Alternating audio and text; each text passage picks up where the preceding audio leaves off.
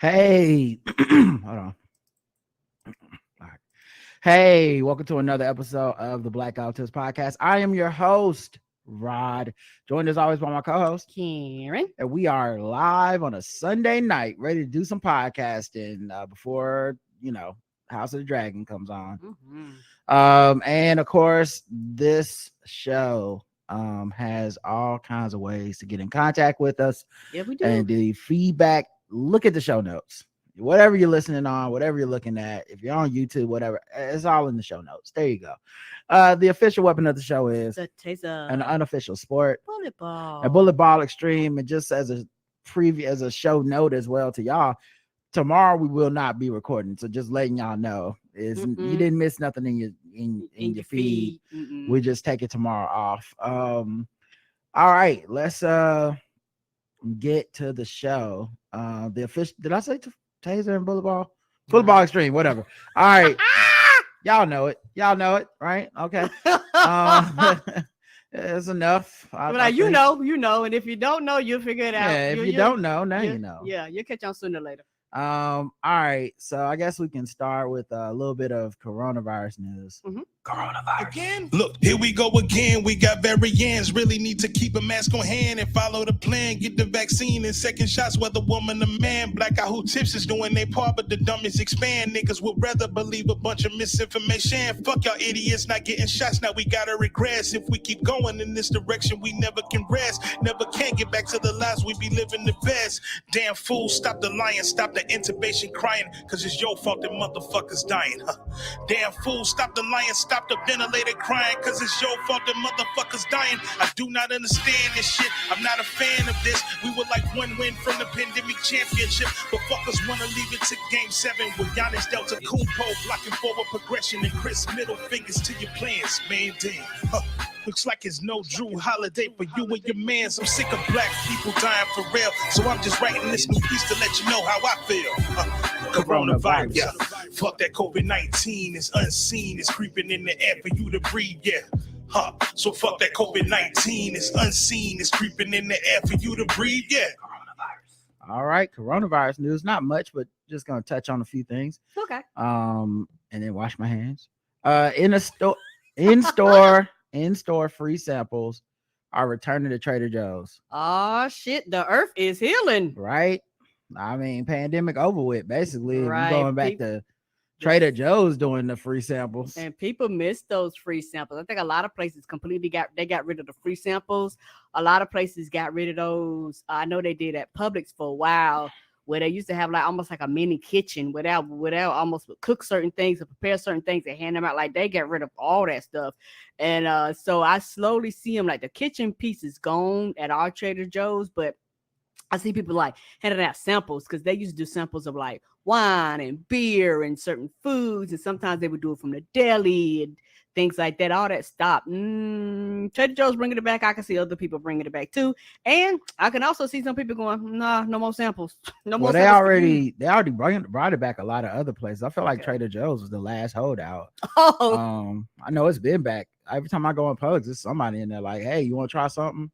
Yeah, and I'm like, nah, I'm good. I mean, ain't nobody wearing masks anymore for the most part. So I'm sure that has increased the foot traffic of those businesses or those promotional items in a way that, obviously when people were wearing masks, a lot of people just aren't going to take their mask off to, get a bite of knish or quiche or whatever you selling. And then sometimes the vendors themselves would actually come and shut up shop in there, and then like that stopped too. So I guarantee it's going to be increased the in-store shit and like the vendors giving away free samples too. I always wonder how much does it work?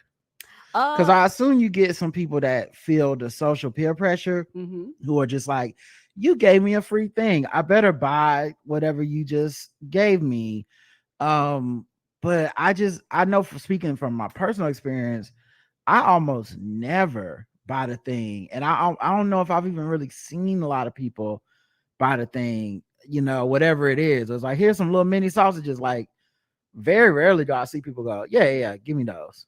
Very rarely. Like they would have to be flames for me to be like, you know what? Let me go. What was the name of that again? Like, it's rare that I would do that. I think I like pimento cheese, and they have this pimento cheese called Queen's Pimento Cheese, and it looked like a playing card, and it was really, really good. So every now and then when I get the taste for pimento cheese, I go just buy a little thing of it and put it on crackers. It's absolutely delicious. But that's like one of the few samples of where I got a sample and was like, oh yeah, let me try that. Most of the time I'm like, nah, I'm good. U.S. CDC ends country specific COVID travel health notices, meaning like it's a code red for this part of the world. Code yellow. Okay. So they stopped like the color coding. Not just that, but they also had some that were do not travel. Yeah. They was like, don't even take your ass over there. Yeah, the level 4 is do not travel. They said they will reserve that for only special circumstances from now on. I can see that. Well, if it's something major, you're like, okay, this right here is kind of, if it's something above average, that's probably when they'll flag it. Yeah, and this is one of those things I honestly feel like they could have ended earlier. True. And not because of safety, but because I don't think this was specifically about safety the whole time. America is a code red. I mean, the whole country, right? You look around the world, America is a place people shouldn't have been going. We handled this terribly as a country and as a populace. And a lot of that, the higher levels of don't go here, a lot of that has started with like African countries and and then you had European countries that had big ass outbreaks like the UK, and the UK would still be rated like number 2 instead of number 4. So it always felt a little like, I don't know, Eurocentric, Anglo-Saxon specific or whatever. Right. And so I think they could have been let this shit go. Right. From that perspective, I could see that, because it's going, oh, y'all not really actually giving stats. Y'all just going, wherever the black and brown people is, let's just kind of bar people from traveling these places, even though some of their numbers are not a fraction as high as ours are, but we don't care. We just know, if it's black and brown, this is another way to kind of affect their tourism. The CDC also ended daily reporting of COVID case and death data in a shift to weekly updates instead. Now, what I find interesting about this is that obviously the data was deteriorating before our eyes because less people were reporting, and as people's symptoms get milder, there's less chance that they're going to get a test, that they're going to report the results, all that. But also, weekly numbers will be higher as a total number to be like this many people are dying this week. I wonder psychologically how that affect people. Like if you go from like, 100 people died today, as opposed to like, 500 people are still dying every week or something. I wonder if people would feel differently, but I don't know. I guess we'll see. Yeah, we'll see. And like you say, it is a difference because you're going, oh, y'all doing a week. So, let's say you get a few a day, but if you add them up, you might be like, wow, it's a lot of people. When if you go per day on the average compared to, other times of the year, or either other times or other years, you go, this is actually below average. Yeah, I just, like I said, I wonder psychologically what the, how it is. How the populace will respond. Yeah, just throwing like the numbers together. Like if you said us, I don't know. It just, I will see how people respond. They might not mean anything to people at this point. They may just be comfortable with whatever the fucking number is all the time. Lastly, mother, 32 years old, fears condition that almost killed her during pregnancy was sparked by COVID after studies linked the virus with stillbirths and other dangerous complications. Yeah, because we've been reviewing and covering COVID long enough and finding studies, about this, because there was a heavy push to get persons of pregnancy to get the shot, because they was like, hey y'all, like it could affect you, it could affect your child, like this could actually be a major problem, and there's no side effects. There was like enough women got the shot, and some of them not even knowing they were pregnant at the time, and we didn't see no side effects. So it was a big push, and it still is a big push to get pregnant persons this shot.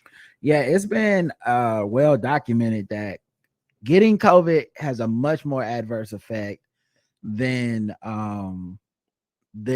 getting a vaccine. And now that it is a lot harder to avoid it because of the lack of mask and social distancing, you almost do have to say, pregnant women, you're almost on your own. You got to be extra careful.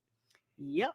because we remember covering articles about a lot of women that were heartbroken and distraught that they lost their child, due to them not being vaccinated.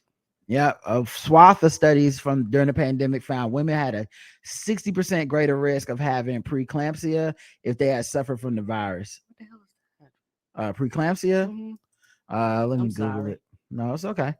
High blood pressure disorder that can occur during pregnancy.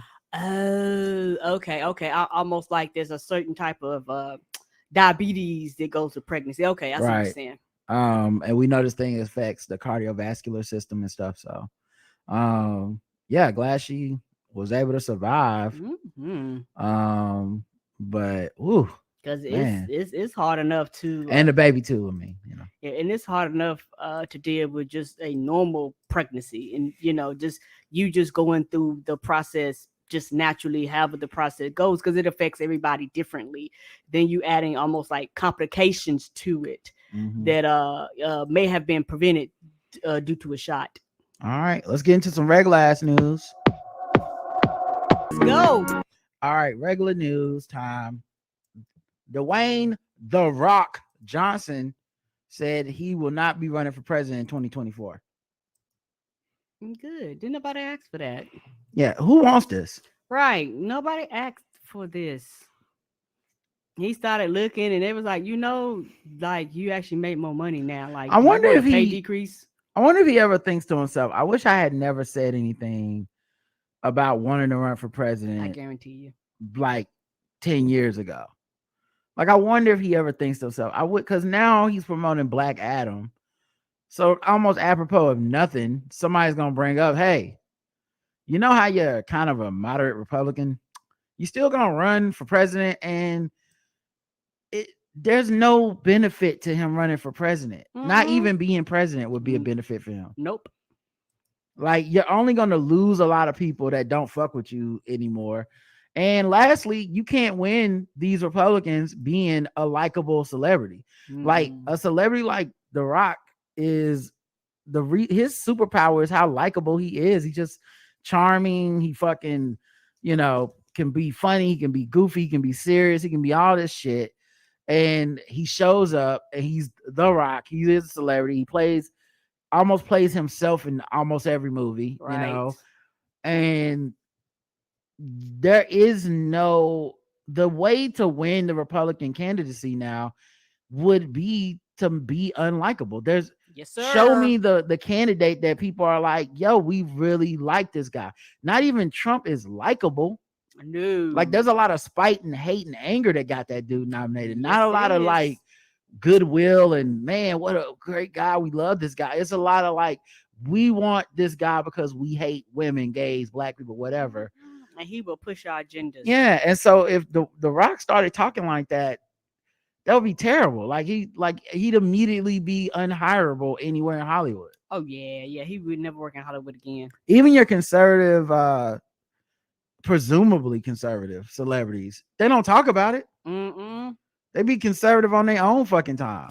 And I like it like that, kind of like my food. No, I don't give a fuck. Is it good? I just don't want to know. The one thing I will say though is I would love to see the debates, because I think it would be good TV if he went full like wrestling heel on like Ted Cruz, doing that. In wrestling, when the other person is talking, they stare at him and do like the raised eyebrow. Right, he got them faces. And then you do like the heavy breathing and shit while they talking. And I love to see these fucking cucks try to stumble through their climate change or whatever the fuck platform they had, while The Rock is just, a few feet away, directly staring in their face, breathing hard into the mic and insulting them. Can you smell the beer that The Rock is cooking? Like, I would just love like him calling people Rudy Poo and, asking people questions and cutting them off and be like, it doesn't matter. Like, that would be awesome. I crack myself up. I can see that. That would be a mess. I can see him tag teaming people in. Let's go.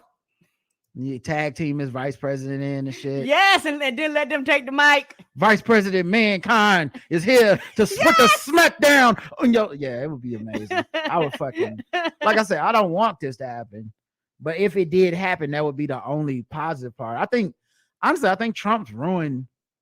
He's kind of ruined the whole run for president for celebrity thing. Yeah, because the idea of, oh yeah, this celebrity is outside the system and they don't know what they're doing, but that's the beauty of it. I think after Trump, there's no one really left that's gonna be enthusiastic about just a celebrity. Like, you gotta either be a mean, spiteful populist like Trump was, or you need to have experience in government. I don't think there's any in between where people are like, you know what's gonna bring us all together is The Rock saying we all need to come together. Everybody's like, that shit ain't gonna work. Bitch, no. Right? Like, we are divided and you can't bring us together. So now what are you gonna do? No matter how many movies you make, we don't care. Right. Texts show how family strife between Herschel Walker's wife and the woman who alleged he paid for her abortion. Oh, and the woman who alleged he paid for her abortion. So, newsflash, Herschel Walker is getting caught in another lie. This time, and not just having, I mean, we could go through the whole thing, the military and being a valedictorian and being in the CIA. Verified. That was like, you do know we can find all these on record, right? Yeah, he has a lot of lies. But this last one is, he's staunchly against abortion, and of course he uses his blackness to be like, black men are killing our babies and shit. And so they found out he paid for an abortion, and he said, I don't even know that woman. Then they found out it's the mother of one of his kids. Did he say, I don't even know that woman? I don't even know that woman. It's anonymous. He was like, who? And when he said it was anonymous, she said, I'll put my name on it. And then she came out and said, it was me. I'm a mother of his kids. And then she provided text messages that show him texting his child ridiculous shit. And it also found text messages from her talking to his wife, his current wife. Yes. Okay. Did you know Herschel paid for my abortion the first time, or that he told me it wasn't the right time to have the kid's name? And it says, this makes me incredibly sad. I have continually tried to bridge a better relationship between you and Herschel, putting the kid first. I witness every day Herschel pray for you and your kid and everyone in our family. I have seen him call and text regularly to have a relationship with that kid, and he gets no reply, supposedly. But then, like, other text messages surface of the kid, him texting the kid, and what he's texting is damn near nonsensical. I love you, at 3, 4, 5 in the morning and shit to a child. That child is sleeping. Right. It's crazy to see what's happening. The Walker campaign provided copies of the text message exchange to NBC News hours before the New York Times published an interview with the woman who alleged that Walker had paid for her 2009 abortion and tried to pressure her to abort their young son. NBC News is withholding the woman's name, child's name to protect their, blah, blah. The first I knew about any of this was when some reporter asked me about an abortion. I'm like, no, that's a lie. And then I was asked if I paid for an abortion. I said, no, I did not pay for an abortion, said Herschel Walker. I'm not saying she did or didn't have one. I'm saying I don't know anything about that. I don't know. Nobody believes you. Right. But yet this is the man that is running for the position. Right. In Georgia, right? Mm-hmm. The Senate, the same dude that basically said, I'm not that smart. Like, he flat out was like, I ain't that smart, y'all. And he also, his son, Christian Walker, has come out against him.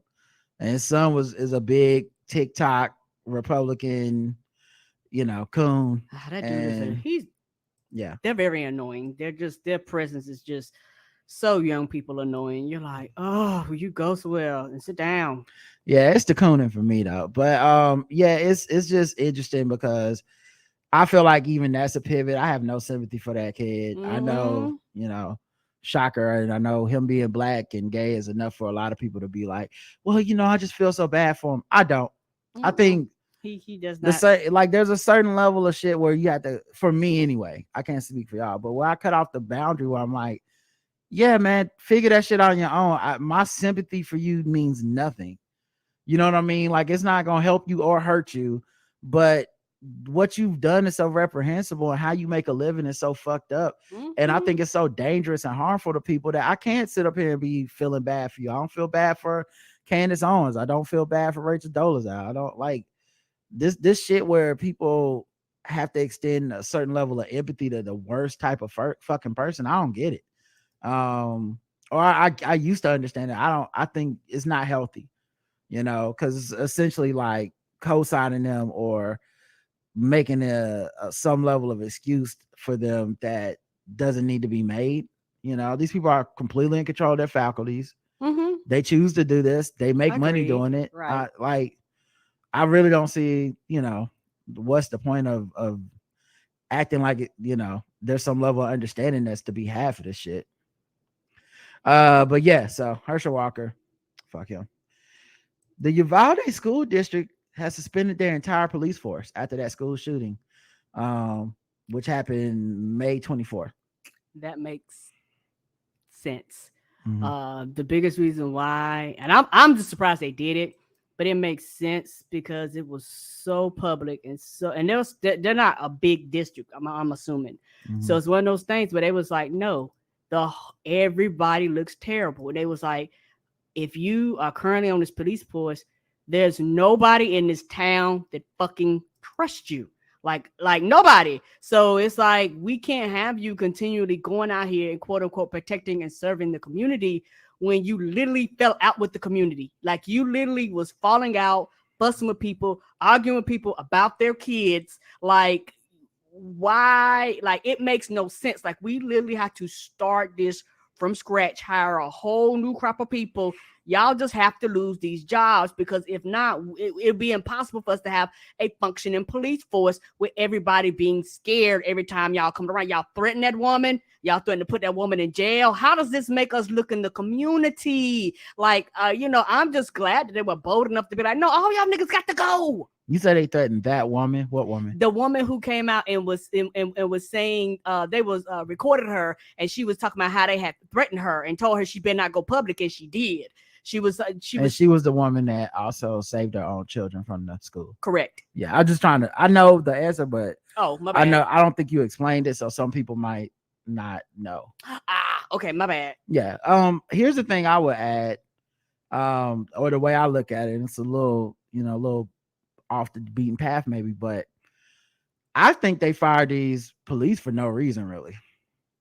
I think the police inaction has always been a very built-in deliberate scapegoat that still allows Republicans, gun lobbyists, and the NRA off the hook. I think while we're yelling at these guys for being cowards and not doing their job should not be this. And the police unions that support Republicans are just as fucking complicit. I agree. These people are the sacrificial lamb, even though, like, first off, obviously the kids are the sacrificial lamb, so we can all keep our guns. But then beyond that, these police officers are the new, like, scapegoat. It was really them. If we just had a different police force, it would have been fine. If we had a different police force, there'd be possibly less kids dead. There'd still be dead kids. Because a motherfucking kid was allowed to get a goddamn killing machine and just roll up in a school within like a couple of days of wanting one, and bam, now they're dead. A person that people talked about having mental health issues and stuff did not stop this person from getting a gun. No, and like this is America, where we will always be like, it's something other than the guns and the NRA and the Republicans and the laws. It's always something else. And in this case, and I get it, because we're all pissed at those cops. No one can watch that video without getting mad. But in this case, it's not those cops, really. Those cops had a fucking self-preservation value of, I don't want to die. And you know who else should have that? The rest of America should have that same value. Agreed. But there's a fucking like small percentage of the country that is actively fighting against our own self-preservation value of, we don't need these mass killing machines just out here on the streets. We do not. And it's a bigger issue that needs to be resolved. And it is very, very frustrating because, if the police unions actually, quote unquote, cared about the police officers that they represent, they would be gun-ho against banning this shit, because the criminals shouldn't have more powerful weapons than we have. Like, they shouldn't be able to just come in here and just maul everything and every one of us down. Yeah, it's crazy because, like, to me, this feels like we're gonna spend another, like, we'll dunk on this and as a country, like, this is the thing that brings us together. A lot of us are like, yeah, we're off of the gun shit. We want, even possibly even the majority of the country, right, want some type of gun and weapon restrictions and stuff. But it's like, we can all come together and say these cops are pussies. So then the problem solved. There's nothing else to talk about. The cops are pussies and they got fired, everybody. Oh, okay, high five. We fixed that. No, we didn't. It's a bigger issue, and it will happen again. That's the problem. Yeah. The problem is that you want to resolve it, and you're trying to resolve a systemic issue, and instead of going to the root of the problem, you're just picking out the things that you can see. Yeah. And saying, this is the problem, this is the problem, this is the problem. And it's not. It's just, I've heard Democratic people, I've heard Republican people, conservative, liberal, everyone agrees the cops did a bad job. So to them, it's like, we can stop here. But I'm like, no, I'm not satisfied with just those cops being fired. Right. Honestly, you could fucking get the cops their jobs back if we got rid of the guns. I wouldn't give a fuck. I could see that because they probably could have did the job if the motherfucker had a fucking 6-shooter or some shit. Right, or somebody had to hand reload. Yeah, something they didn't think would rip through their fucking body armor and kill them all. Correct. You probably do get that kid apprehended earlier. But nah, we not, as a country, we not ready for that. You know, we still got Killer Mike telling us to vote for Brian Kemp so he can keep his guns. Diddy calls Mace a fake pastor, claims Mace owes him $3 million. And to me, I'm like, there's nothing that makes Mace seem like a real pastor more than him scamming you out of $3 million. Oh no. I mean, think about it. Okay. When we talk about these pastors on the show, I mean, a lot of times they be getting to the bag. They do be getting to the money now. You know, like I don't know that I can really denigrate this man. This is kind of like some black capitalism to me. Why he can do it, but why Eddie Long can do it, but Mace can't? Why Creflo Dollar get the money, but Mace can't? You know, not to mention like Diddy talking about somebody ripping him off as an artist is, and there's many people that have came out against him over the decades. Hilarious. Mm-hmm. Joe Byron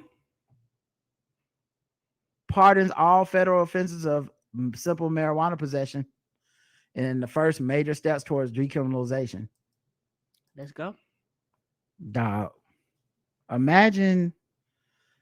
I can't imagine everyone who's been using this, like, young people they don't need to vote. The Democrats need to do stuff to make.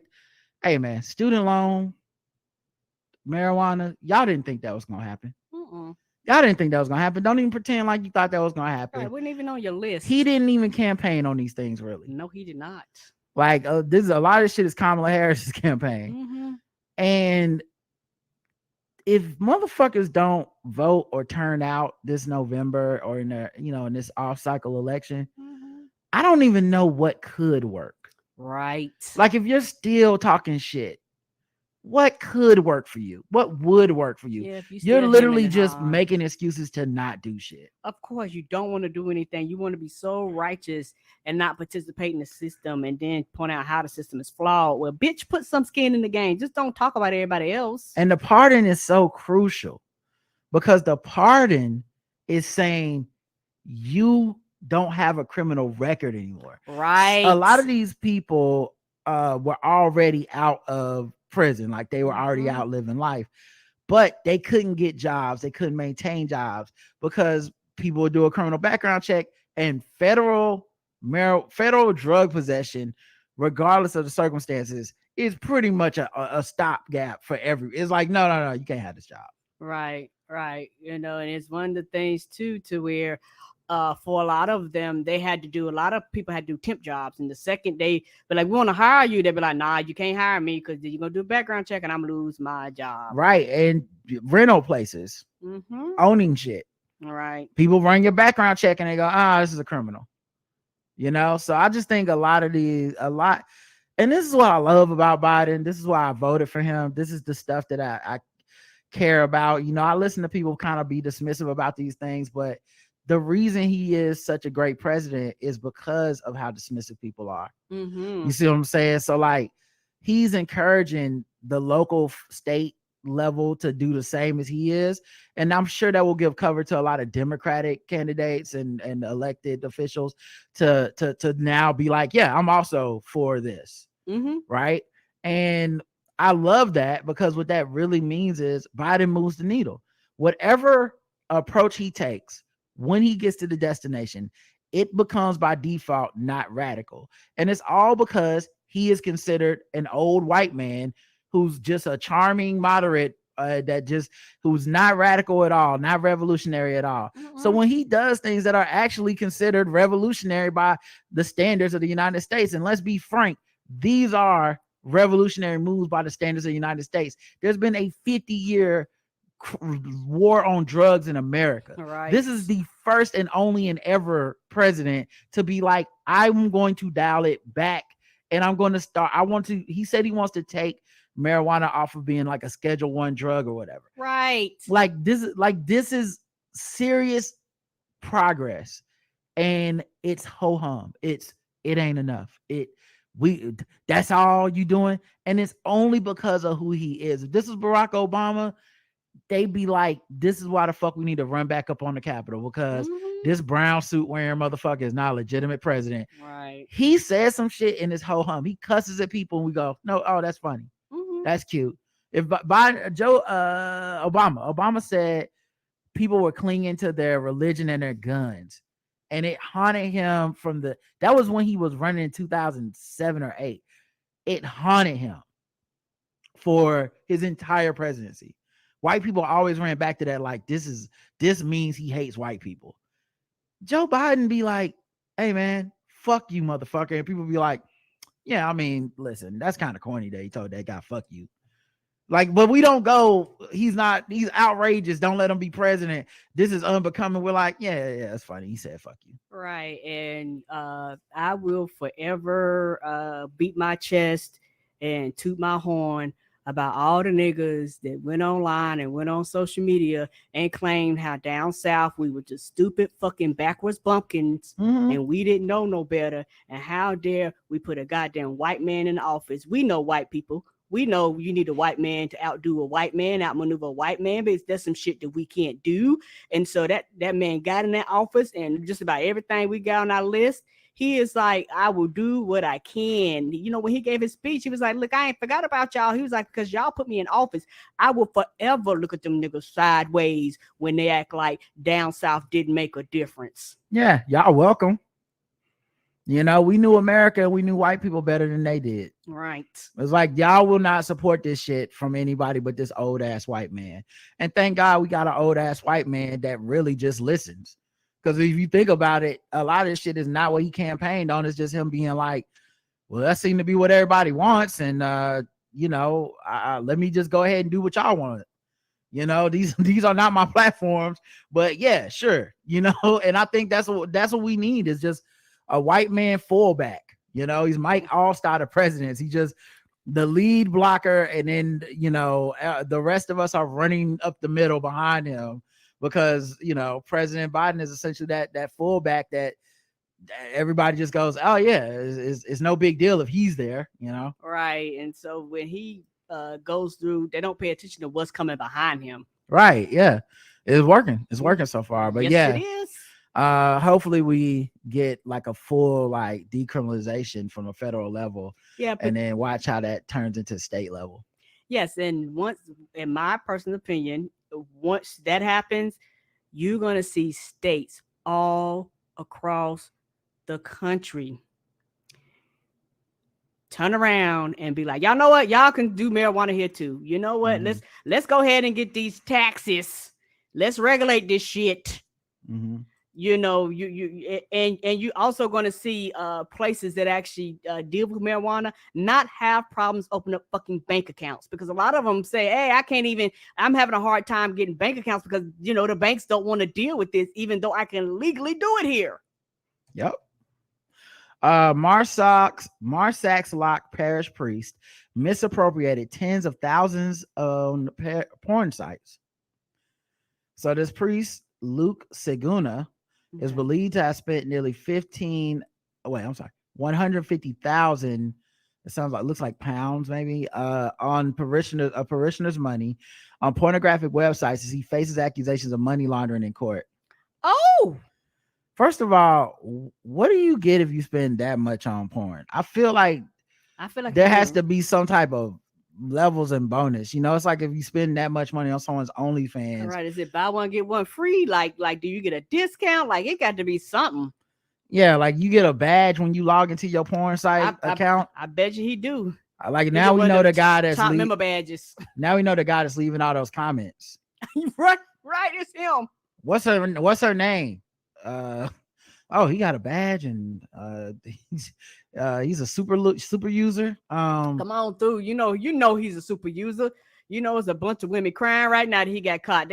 They might not know it's him. They look at them like, where's super user praying on your knees? Where's he at? I don't see him in here no more. He just stopped showing up. Right. It's like, man, I gotta drop out of school. Praying on your knees ain't logged in 3 weeks. He ain't logged in. Shit. How am I gonna make tuition? Right. He was the #1 subscriber. Sources close to the investigation told the Times of Malta that Seguna was accused of misappropriating parishioners' donations and using large volumes on the site that provided live sex shows by performing artists against a fee. Oh, so he was the guy that does click on that pop up with Live Jasmine or whatever that pops up on every porn site. There's always like a woman looking at you through the screen and pulling her bra off and being like, "Oh, you want some minutes? Click on this."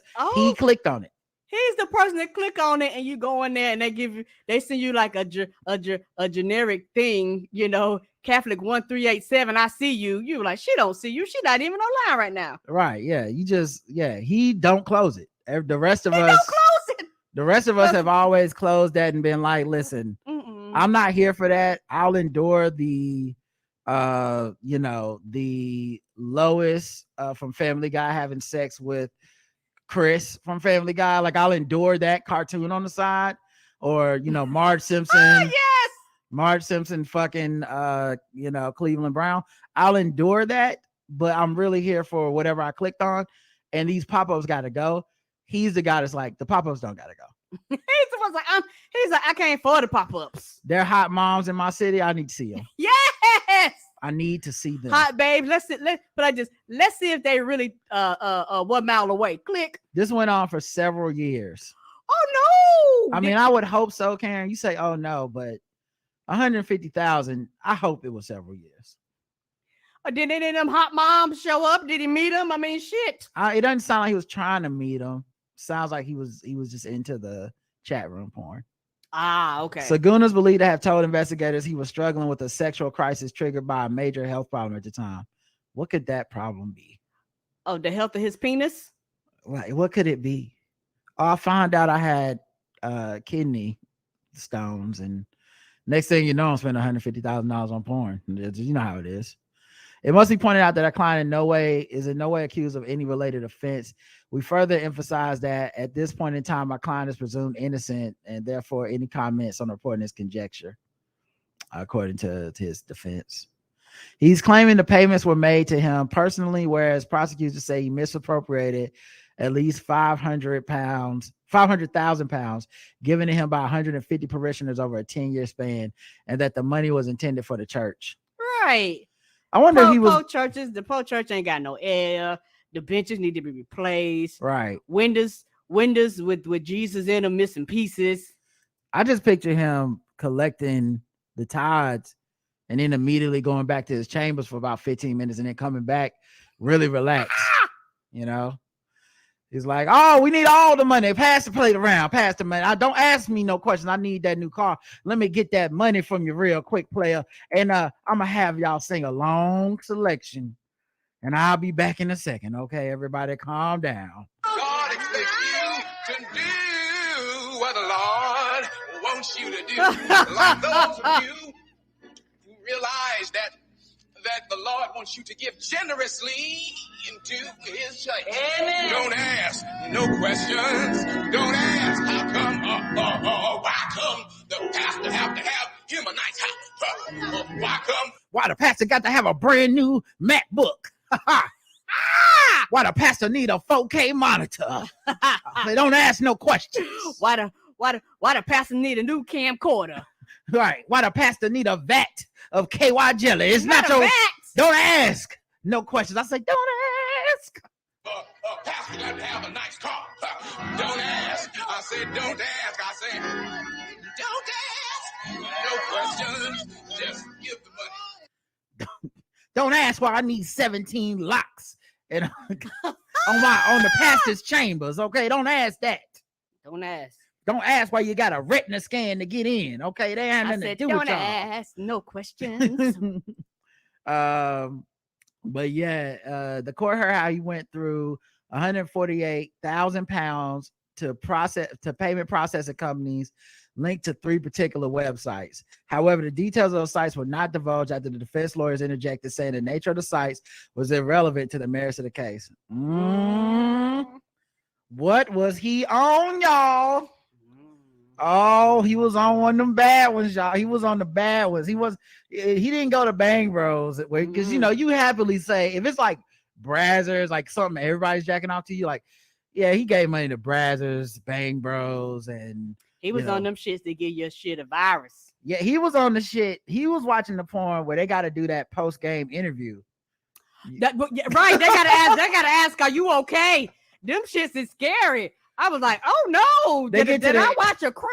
They get to the end, it's just like a MTV confessional of somebody being like, well, I like when he pulled my hair, and I was okay with everything that happened, and the tears are just really more about just how great it felt.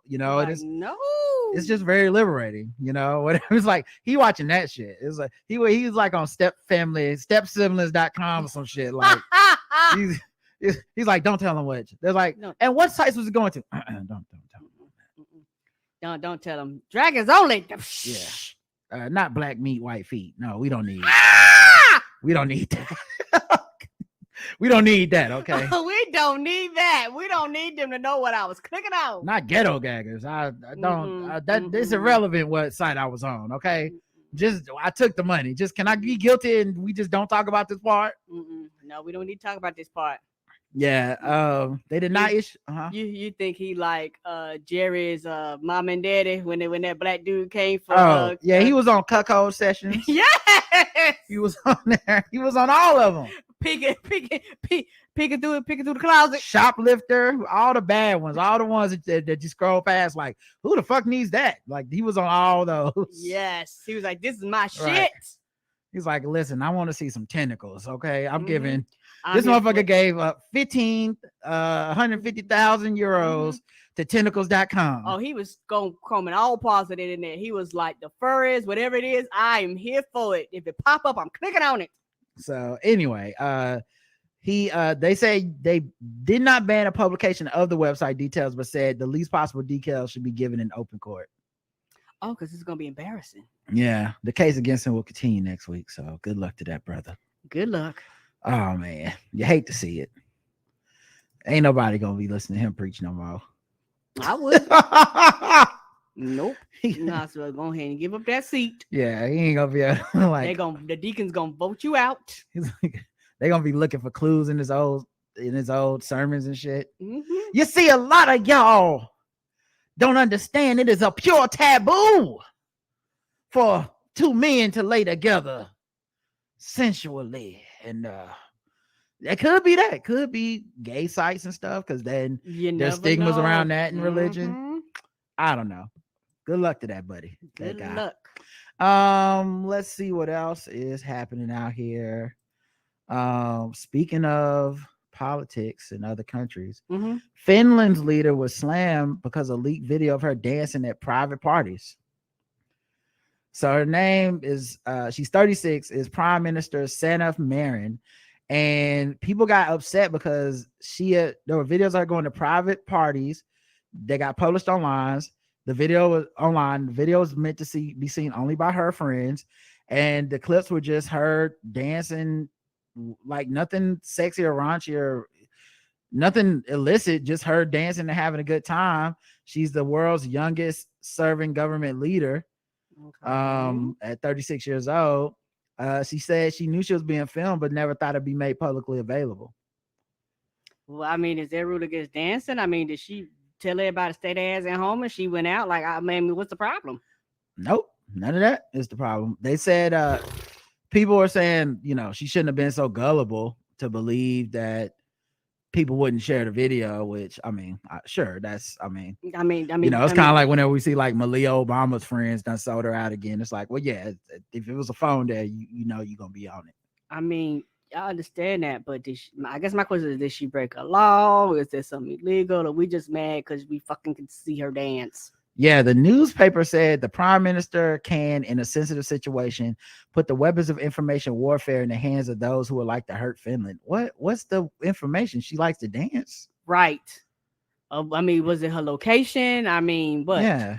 Marin said the video was a compilation of clips from two separate occasions a few weeks ago. In January, she told writers that she and her fellow young female ministers have been targeted with extensive hate speech for their gender and appearance while in office. Yeah, you know what I think it is? I think it's just that simple. It's like how people hate She-Hulk because it's a woman, and the She-Hulk show is, so smart that they started writing in the criticisms of the show into the show. So it's a very meta, hilarious experience when you see people that don't like the show. It's like, oh yeah, they got a joke about you not liking the show because you're the type of person that wouldn't like the show, and they just anticipated that, and there's something very clever about that.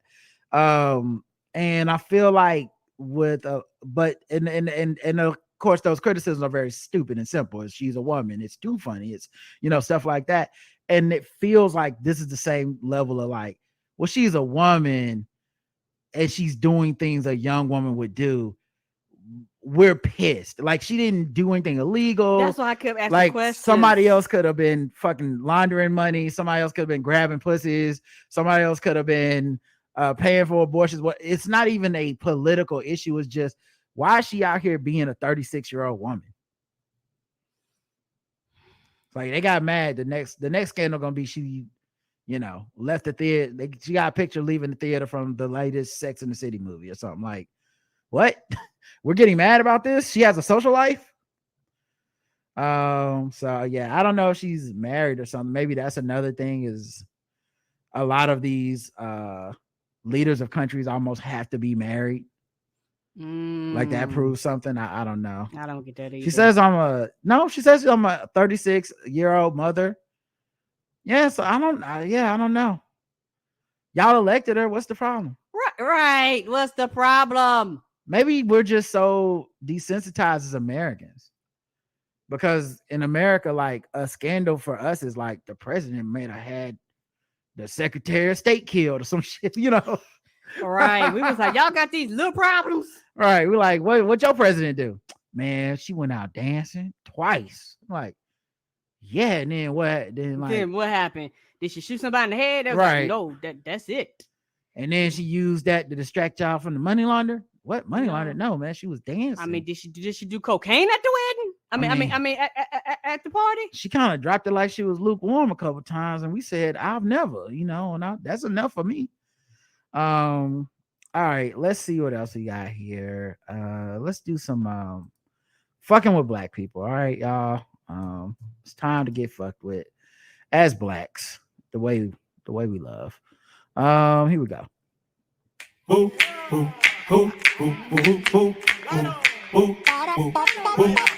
Hey, we're just fucking with them people because they black. We're just fucking with them people because they black. We're just fucking with them black people. We're just fucking with them blacks. We're just fucking with black people. Hey, hey,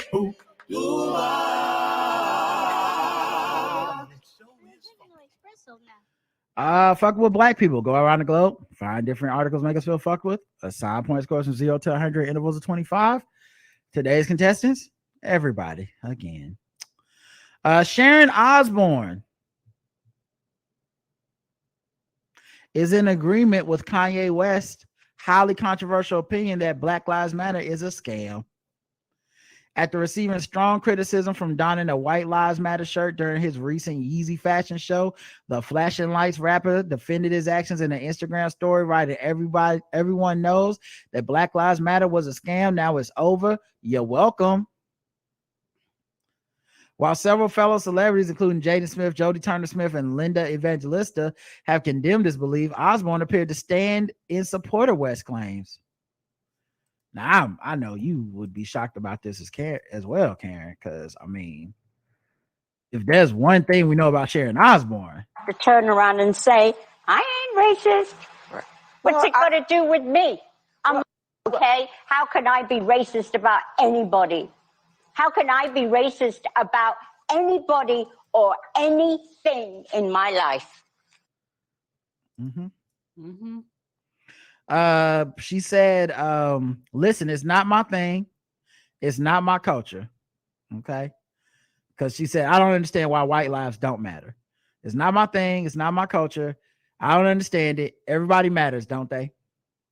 However, when further asked to clarify if she agrees with West's point, she said, I don't know what his point is.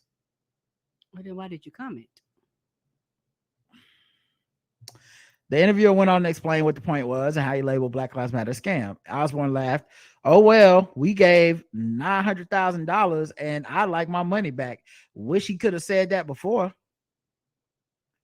After she believed it should be canceled, she said, you can't stop people from living their lives doing what they do. Don't go to his social media. Don't listen to his music. Leave the guy alone. Let him do what he does. If you don't like him, do that. Leave him alone. Which is that's some very valid advice I agree with. But yeah, Karen, 0 to 100. I'm going to give Kanye. Kanye 0. I don't care. But she irritates me. So I'm gonna give her about a 50. Well, maybe she just didn't know, Karen, and maybe you need to talk to her. Don't care. Educate me. Tell me. Educate me. Tell me. Okay, maybe you need to educate her. Nope, not my job. Yeah, I give it about a 50. I think she's one of those people that, first of all, I could tell from the context without even listening to the video, she kind of meant it in a joking way, like, oh, well, then give me my money back. Like she was trying to be snarky or whatever. And as an organization, Black Lives Matter does have some fucking shit about it. Sorry, but it's the truth.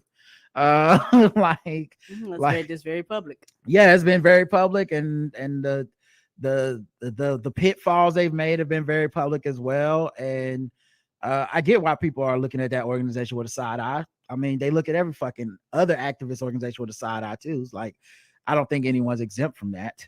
But the main thing for me is like, anybody basing shit on what Kanye is saying or doing, they already believed or wanted to believe that shit, because he's not exactly a consistent narrator when it comes to, you know, standing up for things. Like, he's one of those guys you're like, oh, if he's on it, I don't know. You know what I mean? like you just believe that shit already. You know, he's out here getting banned from Instagram and Twitter for saying anti-Semitic stuff in the last day or two. I just can't see trying to, like, she just already wanted to shit on Black Lives Matter then, you know. And she probably, my guess is a person like that feels like, I put blank amount of money into Black Lives Matter and I didn't get the shield of being a white ally when it was my turn to be held accountable for something. Nobody stood up for me. And now, fuck them, I wasted my money. And I think that's how a lot of corporations and people were feeling when after George Floyd. Let me give my money to someone. Black Lives Matter might as well be the Red Cross of blackness, because it's just here's this one of the few things everybody knows the org, even if the org and the movement are different. Right. And yeah, you just write a big check to them and you go, I'm a good white person now. You know, and that doesn't work unless you write a $19.06 check to me. Then I'll take care of it. To you personally. But that doesn't normally work with other people. Nope. Wow, a lot of what's up? A lot. I was gonna say Kanye West. There's a lot of these about Kanye West. Of course. Sarah Silverman questions why the silence is so loud and only Jews are speaking out after Kanye threatened the community with vile anti-Semitic outbursts and was suspended from Twitter and Instagram. So he posted some shit on Twitter about, first of all, on Instagram, he got banned. And then on Twitter, he said, I'm a bit sleepy tonight. He never logs in Twitter. He logged back. I'm a bit sleepy tonight, but when I wake up, I'm going to DEFCON 3 on the Jewish people. The funny thing is, I actually can't be anti-Semitic because black people are also actually Jew also. You guys have toyed with me and tried to blackball anyone who ever opposes your agenda. First of all, the black people are the real Jews is the final level of Hotep. That like he. Oh yeah, he graduated. Yeah, that's that like Bengals on the motherfucking side of the street. That's yelling at white women. Cause. Huh? He's for the cause, calling everybody devils. Yeah, exactly. That's the yelling at white women on the side of the street till they cry level of Hotep that most people never see. But I went to HBCU and I remember the guy that sold me incense was always talking about see it in action. Black people were the real Jews and the white man. Yep, calling us some people. The white devil was the Shaitan and the Yakub and that made us some guy made in the lab or something. I never followed because it sounded fucking crazy. Can I just get my incense, please? I would like 2 Nag Champas. That's all I want. And then I'm good. Let me get 1 African lion and I'm good. Can I give a bar black soap and I'm out? Right. I'm only a college student and I don't have that much money. So, you know, that's the final level. Like you graduate from Hotep to Hebrew Israelite with that one. Secondly, this is so funny. Sarah Silverman goes, Kanye threatened the Jews yesterday on Twitter and it's not even trending. What do mostly only Jews speak up? Why do mostly only Jews speak up against Jewish hate? The silence is so loud. I find this extremely interesting because Sarah Silverman obviously has that reputation, fair or unfair, honestly, of being saddled with, you did blackface on a TV show 20 years ago and no one's ever let it go, even though she's apologized since and all that stuff, you know. And she also has this reputation, and maybe it's over now, maybe she stopped, but she's very, let's meet, let's talk. Everyone who's going through something, you don't need to like come at them and bring them down. We should have a discussion about these things. But she's also been ridiculed so many times on social media. It sounds like she is now kind of bought into like, well, now that it's someone else's turn, yeah, why aren't we like, you know, going in on them and attacking and embarrassing them? And why isn't it trending how much we're against this guy? And the fact that you use trending as a measurement, I always thought it was stupid when non-celebrities did it. Well, like, this isn't trending or this is trending. I'm like, it means nothing. Somewhere at twitter.com, they're deciding what you can and can't see. Half the times the trending topics aren't even the same for everyone. Depends on what part of the country you're in. So I always thought it was a dumb measurement of how much people care. And if you click on any trending topic, it doesn't work the way people think, where it's like, and then everyone's saying such and such. Like you click on a trending topic and half the people be in there like, hell yeah, Kanye, finally. Like it doesn't mean what you think it means. At all. Because I've clicked on them. I was like, oh, okay. But that being said, man, obviously anti-Semitism is terrible. And I think what it is for most of us that are black, that he's already been talking shit about for years and nobody said much that wasn't black. You know, we're not looking for Judd Apatow to decry Kanye West's anti-blackness. Is you know, white people mostly stay out of that. Jewish people mostly stay out of it. You know, what I find interesting in shit like this is, I do think, you know, there should be solidarity amongst communities. I agree. And I won't let the idea that, you know, Sarah Silverman's probably never said shit about Kanye West talking bad about black people. More than likely, I don't know that for a fact. I'm just saying, more than likely, she's never felt comfortable delving into his anti-blackness because she knows she's gonna get fried when everybody's like, you did blackface, bitch, shut the fuck up, you know? Right. So then, of course, now that it's her turn, that he finally said some shit about them, she's like, where is everybody? It's like, well, we already been shitting on this dude. And we've never seen anything done about it. Nope. And I don't think that there's anything that can truly be done about it. I think people are kind of kidding themselves with this whole, like, you know, I'm done making excuses. Like, excuses for what? What are you going to do? What do you want done to him? Which is probably a better question. What do you want done to him? Because he's rich. He really doesn't break any laws. And he's just saying horrible shit. What do you want done? Okay. Mental illness is no excuse anymore. Cool. His mom died is no excuse. What does that mean? What's next for you? What does that mean? What does that mean? Do we kill him? Do we throw him in jail? Right. Because he's going to exist whether you want him to or not. Are y'all gonna stop buying his shoes in general? Like y'all in the public? Like, please explain to me what it is that, and bringing up the fact that he's fucking crazy is stopping us from something. They always pose it like there's this bigger goal that is being stopped by us being like, yeah, this seems like a general manic episode thing that he has all the time for years now. Right. Seems like an extension of that, and his ability to control the news cycle with his mania and people giving him platforms and going on Tucker Carlson. Those are not things that you or I can even stop. Nope. Or have any control over. I mean, and I hate to sound cliche, but the truth of the matter is, if we 100% really wanted to stop the whole Kanye typhoon that happens every year or two, it would literally be everyone not reacting. Yes. That's never going to happen. Nope. Like, we like to dunk on these people. We spread their shit. And then we go, how come nothing's being done? It's like, because the thing we want done is to get content off of his content. Of course, that's the whole purpose. And so it's one of those things where, you know, on the low, a lot of people don't want him to stop because every time he comes out, it gives them something to talk about on their podcast. Shit, we're talking about it, something to, you know, to tweet about, to post about, to make it about them, about how they're better, and and it's a cycle. It's like y'all literally are saying the same thing that y'all said the last time that you're going to actually say when it happens again.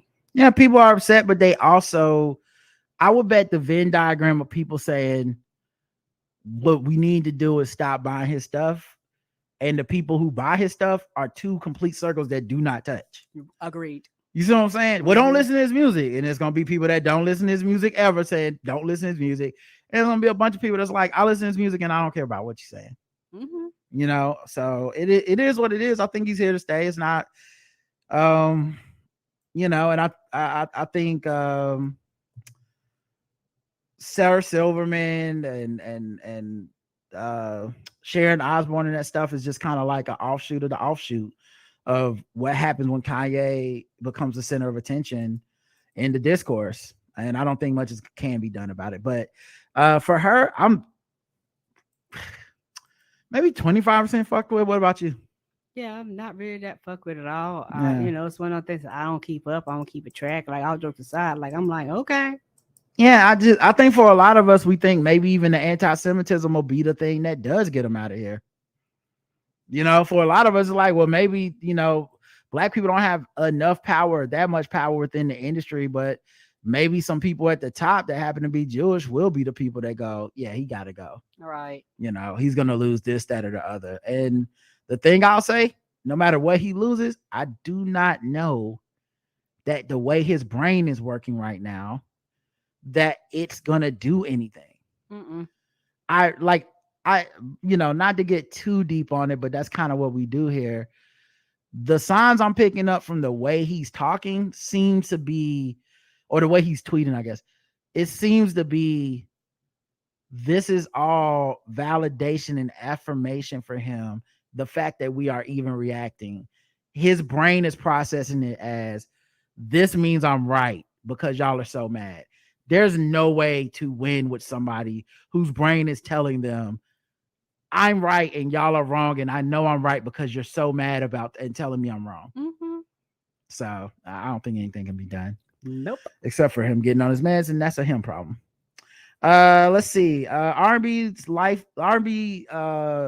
Lyfe Jennings was talking about being in jail, prison. He went to prison, I think, when he was 13. Wow. And he was happened to be in prison at the same time as Jeffrey Dahmer in the same facility. Wow. And he said one time Jeffrey Dahmer had heard him singing because he was doing like some type of work within the building he was singing. And so Jeffrey Dahmer had heard him sing, and he asked him to sing for him. And he told the story about meeting Jeffrey Dahmer. He called Jeffrey Dahmer the homie. And right, because he was in prison, like not trying to find it. So how would he even know? Like, I guess people talk. Yeah, he knew who Jeffrey Dahmer was. He was 13 though, or whatever. He was young. A kid, right? 13 or 15, one of the two. The singer fired back at critics because people were like, "What the fuck? You know, why are you so prideful and happy to tell us this story about singing for Jeffrey Dahmer?" And so he fired back at his critics, let it be known that he was not reversing his stance. At first, he logged off of social media and was like, you know, leave me out of this, you know, like, because he felt the pushback was too negative, and he was like, this is why the fuck social media is fucked up, blah, blah. But then he came back, which is always a mistake, and he slammed the Black community. Drugs done killed and destroyed way more Black families than Jeffrey Dahmer. Be mad about that, he wrote in a now deleted post. He deleted it. Wonder why. He removed the post and replaced it with a message to cancel culture, vowing to delete his Instagram for good. In another post he shared, Jesus forgives all. Some people believe that he was trying to bring attention to himself by telling the stories about his incarceration with the killer. However, Jennings assured fans that he simply wanted to tell his story. Many people have slammed Netflix, blah, blah, blah. You know, 0 to 100.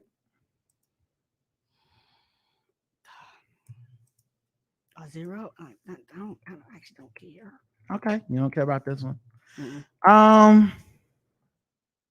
I'll say like 25, maybe. I mean, I understand he's a human and he reacted to being chastised on social media. I get that. I think that kind of what about black on black crime ass flip that he did is extremely insulting to Black people. You can care about the fact that, like I said, I mean, if it's the truth, it's the truth. Maybe when and how he chose to tell it, maybe that's what's upsetting people. I think people would be upset no matter what, even if it is the truth that he was like, yeah, I sang for Jeffrey Dahmer. I think there's a contingent of people that will always be mad about that, no matter what he says. But all that shit being said, coming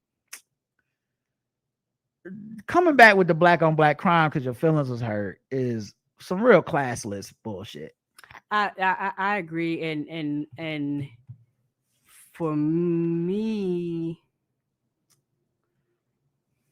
it's not, like I said,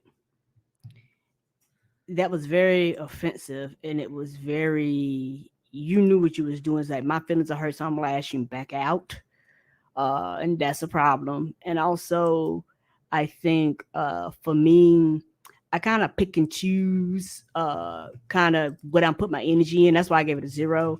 But if you're talking about like his comments and what he said, like that shit is fucked up. And that shit actually gets a 100. Like if you're talking about like the words that he said, like the social media back and forth, I don't give a fuck about that. People been, coming out and talking and falling out about Jeffrey Dahmer ever since the documentaries, obviously ever since that stuff come out, and I don't care nothing about them people arguing. But as far as that goes, that's 100, just for the simple fact that you are lashing back because you couldn't deal with people calling you out about what you said. Yeah, that's all I'm saying. Like I said, I'm not quote unquote upset by it or anything like that, but it is something that fucks with me in a way of like, what is that you couldn't handle the heat? You told that story, the environment of the internet. It's not fair. It's the kind of story that it's the kind of story that I definitely understand why you would feel like you would want to tell it even. It's relevant to something that's happening today. but you just know that these aren't your friends on the internet. They're gonna come at you sideways. The hive around this Dahmer documentary has not been about rational, reasonable critique. It's been a lot of emotional, like trigger trauma responses that don't necessarily make sense when you hold them up to the light. But it doesn't really matter. You know the environment, so you got fried and you kind of couldn't handle it. It's that thing where like I said something on Twitter this week I didn't find to be controversial, but apparently it was. Someone tweeted like, what's a show you'd like to see get a season 2 that you thought got canceled too early? And I said Lovecraft Country. And I said, I like Lovecraft Country. We did reviews of it. Yeah, and Misha Green's other show that got canceled. I didn't say that show, but sure, that might be the one you would say. But what I'm saying is, and it's underground, and I loved it too. But I was like, yeah, so this Lovecraft Country, I thought it was good, and the missteps that it did have, they were addressed and talked about they were like in interviews, and I'd love to see some Black people get another chance to build on that and maybe even make some things better or right with the future knowledge that they gain, right? It's just life. If it was a white creator that made a mistake, we'd be like, yeah, D&D from Game of Thrones, as much as people shit on them, they got a litany of offers and money. And I think they declined doing the new Game of Thrones shit, not the other way around. Anyway. Right. So the thing that always bothered me about it, Lovecraft, was that HBO didn't want to make any more of the next season, but at the same time, they begged Damon Lindelof, a white man, for more seasons of Watchmen, which he planned as only a 8-episode miniseries, and said, I literally have no plans for a sequel. I don't want to work on a sequel. They kept having meeting after meeting begging him, and eventually he had to come out and say, if you do this, you will do it without me. Right. And that was the end of we're going to get more Watchmen to HBO. But they wouldn't even take his no for an answer. Misha Green wrote an entire spec script and outline for season 2 of where they wanted to go with Lovecraft Country, and HBO basically declined, even though she was clearly ready. They kind of leaked out some, oh yeah, that was the whole story. We don't have it. And then she was like, yes, we do. Anyway, all that to say, that's my opinion on it. There's apparently there's a Black anti-Misha Green hive out there that yes, it is. Really hates Lovecraft Country. They're doing some, what I consider to be some very irresponsible, slanderous shit, like blaming Michael K. Williams' overdose death on the show Lovecraft Country, which you can go read up on that. That's not true. No, it's not. He was doing an interview before he died where he talked about relapsing and being triggered, but the role he was talking about was in this new movie he was promoting at the time that was about addicts, and he was playing an addict of heroin, which he struggled with his whole life. So the way people were saying it was like Misha Green killed Michael K. Williams on social media. All this to say, I didn't know there would be this much backlash to what I said. I didn't think I said anything crazy. Me either. All right, bye. I'm not gonna argue with all y'all. I'm not gonna spend all day doing that. And I think that's where Lyfe Jennings kind of fucked up. He logged off, came back, and was like, oh yeah, because I imagine he was offline and he was building it up in his head. And if I say this, what about Black on Black crime? And then he comes back and goes, well, drugs kill the Black community. Y'all don't care about that. And it's like, see, bro, you should have just let it lie. Let them not like you. Fuck them. Right. Who are you trying to please there? They don't matter. Yeah, that's the end of that's how I had to come to my, I was looking at that shit okay, well, this isn't fair. They're saying this and that's not true. And it's well, what am I going to convince y'all? Y'all already don't give a fuck. Y'all already are just saying any fucking thing. There's nothing I can say to bring levity to the situation. No, that's why you mute it and keep it trucking where you don't see it pop up in your timeline. Right. And so that's a lesson to me a long time to learn, especially when I was struggling with anxiety really badly and in the throes of it. Just a pushback on social media would be enough to spiral me, where I would be thinking of what to say to these people and saying other things to try to bring it all back together and interacting with these strangers that I didn't know and shit. And, occasionally I still will get off a snarky joke. That I just think that's my personality. I'm never gonna not. If I can find a funny way to respond to something, I'm gonna always do it because it makes me laugh. But in general, I would spend all this time responding to everybody that was replying. The people that agree with me, retweeting them and going, yeah, see what I'm saying? As if I'm winning some type of social battle where enough people agree with me and enough people disagree with me. And I don't know. At some point, I'm just like, you gotta let that shit slide because they don't know you. And someone was asking me about like how I did the, a thing I talk about all the time, which is once I started unabashedly being like, this is how I feel about something, and not giving preference to other people's experience and emotion before my own. Right. Once I started doing that, the boundaries erected themselves, and it's been so peaceful in my life. Yeah, because they'll start leaving when they realize that they can't get a reaction. Yeah, friend or foe, you know where I stand with shit. Right. And if it's not for you and it's not in your lane, most people just kind of get out the way. They do. Without conflict, without fights, without harassment. Most people just go, well, that's what rides on. I do or don't agree with it. And then they act appropriately, right? And this person like, how'd you get to that point? And I was like, one, it started with therapy. But then two, once I had the tools that I was using, I just started believing what I felt about myself and not looking for somebody to pour that into me. Like, what you believe about me is the fuel that's going to make me believe myself. No. You drive yourself nuts. How I feel about myself, I believe that voice in a way that I didn't used to. And I was like, it's worked for me. It's giving me peace. But so when I hear something like what Lyfe Jennings is going through, it's not, I'm projecting that we're not the same person. But when I see the way he went back to these people to like, I see a person that was insecure about the way things unfolded in the first place when he shared this information. And it was probably something he wasn't ready or shouldn't have shared if he couldn't handle the fact that people weren't going to like it. Agreed. And to go back to what you were saying, it is a big thing once you become kind of confident in this is how I feel, this is the way I feel, and I'm okay with you not liking it, and we're gonna have to all deal with everybody being uncomfortable. A lot of people, they don't like that uncomfortableness that goes where everybody does the P. Diddy blink stare, where everybody blinks at each other and everybody just blinks at each other and everybody blinks at each other. Like I've done that in real life sometimes where I've just said what I said and just everybody just blinking at each other. And at the end of the day, the average person, they're so conflict avoidance that they don't even want to deal with just that. But that's what life is sometimes, particularly if you're standing for something or if you believe in something or if you making a decision that will impact you or others or family members and things like that. You got to be like, nope, I said what I said. And it took me a long time to get there. Even with family members and things like that, I had to draw boundaries and I had to make hard boundaries sometimes.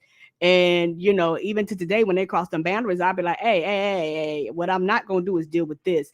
And also it's one of those things too, where me and you was talking, everybody acts like, particularly people online, everybody online acts like them not engaging is not an option. They act like I have to, or I must engage. And I came to a point in my life where I was like, I'm grown. I am a grown ass woman. And what I put up with or don't put up with is my choice. So if you're saying something that I don't like or I don't want to, guess what? I always have the option to leave. And, I am the type of person, I make that, tell my family, I ain't got to be here. I don't got to put up with your bullshit. I don't got to put up with your words. I don't got to put up with this. I can pack my shit and I can take my black ass home and mind my goddamn business where I came from. And you can be over there and argue with your mama. Yeah, I just think the big thing for me has been, I realized I would give other people credit I wouldn't give my own self. And a lot of this stuff that goes around that we've accepted as general sayings of how things should be. Like, I'm my own worst critic. There's nothing you can say about me I haven't thought about myself, and things that are actually empowering the voice inside of yourself that is harsh. And I can't speak for other people because obviously a lot of those people are harsh towards other people in a way that I feel is fucked up. And I wouldn't want for myself. You know, they hate celebrities. They hate other people on social media. They hate, you know, they form up together to hate on all this shit. I'm not a community person, mostly because I don't like that type of hate around me. And it's too much the currency of social media. Yes, it is. But that being said, I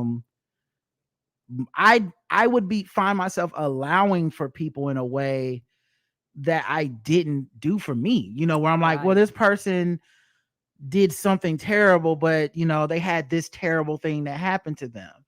And I had to at some point go, but one, I know how I handled adversity. Terrible shit's happened to everybody. Agreed. I haven't let that shit turn me into a terrible person. And then secondly, like, when am I going to say to myself, Rod, that's a thing that's human that you did. Oh, you made a mistake. Everyone makes mistakes, and it's okay. That you're not the lowest moment. You're not the highest moment. You're, you know, the people that put you on this earth that loved you, that love you, that put work, you know, that they pour into you, and their opinions count too. You know, stuff like that. I had to say to myself enough that where it's kind of become second nature now. I don't think about it as much, but it was work to do it at first. It was like doing jumping jacks or something. When you're like, I have to remember this, and I have to remember this, and I have to remember this about myself. And so anyway, all that stuff to say, when you don't kind of have yourself full, when your glass isn't full of your voice, loving yourself, things still pour into the glass. Yes, it does. And it will, if it's not full, it'll fill up with whatever the else other people are pouring into it, whatever else you're pouring into it. Yep, in a bog you and down. So you kind of got to pour yourself full. And I think I don't have any problem with Lyfe Jennings' story, the original story he told. I can understand how that's an emotional thing that maybe triggered him and made him think about that. Or even if it was just some man, y'all ain't gonna believe this. Like how small this world is. Correct. Like as terrible as this person was, here's this human moment that we had in prison when I was a fucking kid, by the way. Right. I was a child. I'm not mad at that story, but I wouldn't be mad at that story because I'm not that kind of person to be mad at that story. Right. But when you tell that story to everybody, there's a shit ton of people who are just waiting to be mad about some shit. You know, this has not been a rational experience, the analysis of this TV show. So yeah, man, I kind of, you know, looked at, I'm not blaming him, but I kind of look at, well, I am blaming him. I'm blaming him for coming back and shitting on the black community, because I look at that as you weren't secure when you told that first story. Right, because if you were, you'd have been like, okay, y'all gonna say what y'all gonna say, and you'll keep it pushing. Motherfuckers not gonna like it. That's it. That's the end of it. You can't be everything to everybody, but you can't always be true to yourself. And if you true to yourself, let these motherfuckers fit in accordingly. They not gonna like everything. Cool. Right. Have a good one. Yes, sir. You drive yourself up the wall, because I have been there and I have done that. So I will say, yeah, I'm fucked with probably like 25 just by the black community part of it. You know, that just leave us out of it. We didn't have nothing to do with that shit. The drugs did. Like motherfuckers got to be for drugs or Jeffrey Dahmer. What does that even mean, dude? Stop. All right, let's see. Should we do another one? Let's move on to something a little bit better, a little bit brighter. Okay. Let's see what segment I want to go to. Oh, you know what? Why don't we do some black capitalism? Okay. We're into black capitalism. You know, we got a sponsor for this segment now. So yeah, I'll say we do that. Shout out to Will Smith. I hear y'all talking, but the only thing I'm listening to is that paper. Every day we get into that paper. I hear the money talk, I see you later. Every day we get into that paper. I hear the money talk, I see you later. Don't think I forgot Harry Trump's supposed to be on the $20 bill. Oh, let's talk about black people getting some motherfucking money.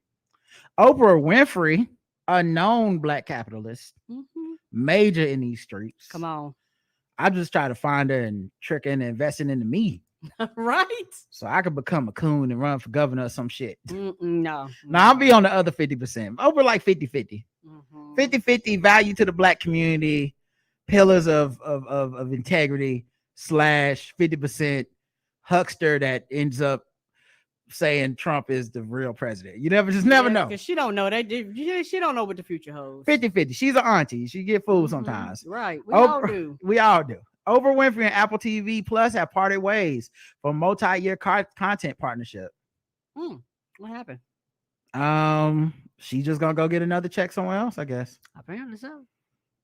The two entities will continue to work with one another on a project by project basis. This comes days after her Apple Plus TV documentary Sydney made its debut. Other programming brought to the streaming platform by Winfrey was the Oprah Conversations, the Me You Can't See, and Oprah's Book Club, which the two will keep working on together. She will also stay on as the chief of Discovery Communications, which is supported by her cable network OWN. So she's still gonna get this check, of course. And now she can probably shop some of her shows elsewhere. Right. She was like, "Oh, we could do it by one-on-one." I just love how much Oprah's monetized just being Oprah. Like it's just Oprah shit that she want to do. You know what I mean? She's just like, but she's like, you know what? I read books. How can I make billions of dollars off of that? Yeah, and what's the most amazing thing about Oprah is that Oprah ain't had a TV show in forever, but she is, you say Oprah, and even today's kids know her name. Like she has literally kept her name and face around. And so I 100% applaud her for that. It's like, I like this coffee maker. Let's get on TV and make a show out of this. Like, damn. Yes. And she get money every way. And I'm not gonna lie, I used to love watching Oprah's favorite things for Christmas, and she still do that list. And I'm not gonna lie, every time that list come out, my black ass go out there and be like, ooh, what do Oprah like? Black Panther warrior M'Baku and more are from Wakanda are coming to the Avengers campus. Avengers campus? Is that the game? No, it's a Disney Avengers campus at Disney California Adventure Park. Oh, okay. They did not reveal any time and beyond soon, but they said they're gonna get Lord M'Baku, played by Winston Duke. Let's go. As one of the new characters. Let's go. Yeah. I can't wait till they get a Wakanda world if they ain't already made one or in the process of making one. Well, he's not likely the only Wakanda Forever related element coming to the park as part of today's announcement. They tease, stay tuned for what else is coming to Avengers Campus in celebration of Black Panther. So I don't know. Maybe we'll get to see like some of the props and designs and you know, so like the airplane type things and all that technology. Maybe we'll get to see that. Oh, let's go. Yep. Get that money. Black people making money because you know they got to hire black people to play those roles. Pinky Cole to return to Harlem with Slutty Vegan. Let's go. I went flat broke in the same community that I now own $100 million business. Let's go. Shout out to Will Smith. I hear y'all talking. She getting to that money. Let's go. They said she's supposed to be opening one here. They haven't given the location yet, and I can't wait. So yeah, she going back to Harlem. That's amazing considering, you know, like she's really become like a mogul in that way. Like she got fashions and all kinds of shit going on over there. She's been having food truck pop-ups literally all across the country. And I know I didn't even try, but she every time she gets one here, them shit set out immediately and the line is wrapped around the blocks. I'm never too big to be humble. You understand what I mean when I say that? I don't care how much money I got in the bank. I don't care how many accolades I got. I will never be too big to be humble, so it never gets old to me. So when I get on location 100, I'm crying. I'm going to cry. When I get on location 250, I'm going to cry because I know at the end of the day, just like God has given this to me, he could take it away, and I never take that for granted. So when you see these tears, those are tears of joy and happiness because I know that God could have gave it to anybody in the world, but he gave it to me, she said in essence. So yeah, that's interesting knowing that she had a business there, and she was a proud owner of a Jamaican eatery just a mile from where her newest location is set to open. But that one went up in flames, literally destroying her restaurant. She said goodbye to Harlem, but in her heart, she had always planned to return. What an amazing journey this is. So yeah, man, people in Harlem gonna be eating slutty vegan soon, taking pictures and shit. You're gonna see T with Queen and J up in there and shit. You know you will. I can't wait either. I know. That's amazing. I'm be liking them. Yep. All right, that's it for the Black Capitalism segment. The Black Capitalism segment was brought to you by AfroGrindCoffee. That's right. I've been drinking it every morning. Okay. Yeah. Bought a grinder to grind up the beans. Let me tell you, these beans, they smell so fucking fresh. They slap you in the face and just smelling them. This before you drink any of them. I bought the grinder. I bought a thing to convert my K cups where I can put the fresh ground beans into this K cup thing, and it's the whole aroma in the house. It smells so delicious. It does. And then it tastes so great. Okay. And it'll wake you the fuck up. All right. Fresh coffee must got something different. It must be like fresh cocaine off the cocaine leaves. Okay. I don't know anything about drugs, but I assume. Okay. But yeah, it's so good. And when we talk about Black capitalism, we talking about people grinding. So why wouldn't you grind your coffee? Okay, it helps me to get up early. I'm working hard as fuck these days. Okay, I'm up early in the morning, grinding, drinking my coffee, and it gives me the caffeine hit to stay all throughout the whole day, all engaged and stuff. That's what you're hearing when you go, damn, Rod, you was very excited the other day when you recorded this too much. Baby, that was the coffee talking. That was the Afro Grind.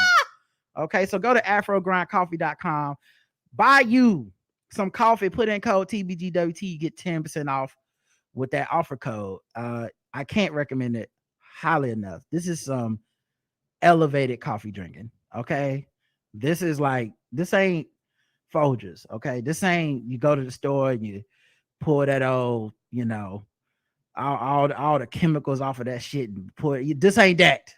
This them fresh beans in your grill, right to your nostrils, saying, "Pal, wake up." Wake your ass up. Saying time to get to work.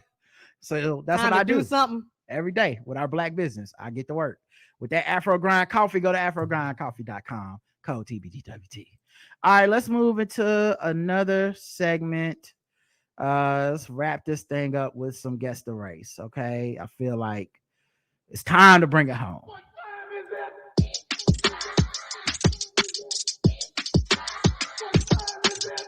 It's time to guess the race. It's time to guess the race. It's time to guess the race. It's time to guess the race. Guess the Race is the game where we go all around the globe. We guess the race of articles that deal with all kinds of things. We guess the race of the people involved. And of course, the chat room plays along. Karen plays along. And they're all fucking racist, y'all. It's really uncanny. After everything we just said. Chick-fil-A employee praised for saving a woman and a baby during a carjacking. Wow. A Florida Chick-fil-A employee is being praised for his heroic actions when authorities say he stopped a man from carjacking a woman and a baby. Not the baby, too. That's his pleasure. That's what he said. My pleasure. The employee, Michael Gordon, not Michael Jordan, Michael Gordon, M-Y-K-E-L, Gordon, was working on location at Fort Walton Beach area. So Wednesday afternoon, when the woman started screaming for help, Chick-fil-A and the Okaloosa County said in statements. The woman told deputies she was getting her nephew out of his car seat when the suspect, William Branch, approached her. We're not guessing the race of the suspect. We're guessing the race of the Chick-fil-A employee. Okay. The woman said the man was carrying a stick and he wielded it in a way that she believed he would use it as a weapon. The woman said she stepped back away from the man and he lunged at her, grabbing her keys from her waistband and got inside her car. When the victim began screaming for their help, a Chick-fil-A employee ran to intervene.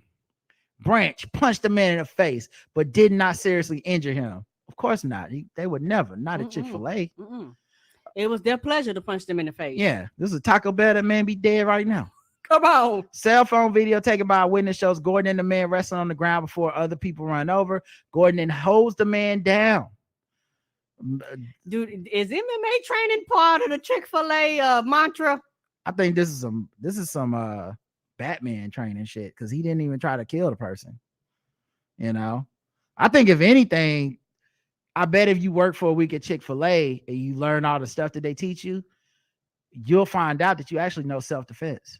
Like before you know it, like Karate Kid. Yes, they be have you wax on, wax off. The next thing you know, you can take out 4 people by yourself. They be like, you didn't teach me shit, man. Y'all said I was gonna learn Chick-fil-A self-defense. Look at me, man. All y'all been teaching me is how to make food and shit. And it's like, okay, show me drop the fries.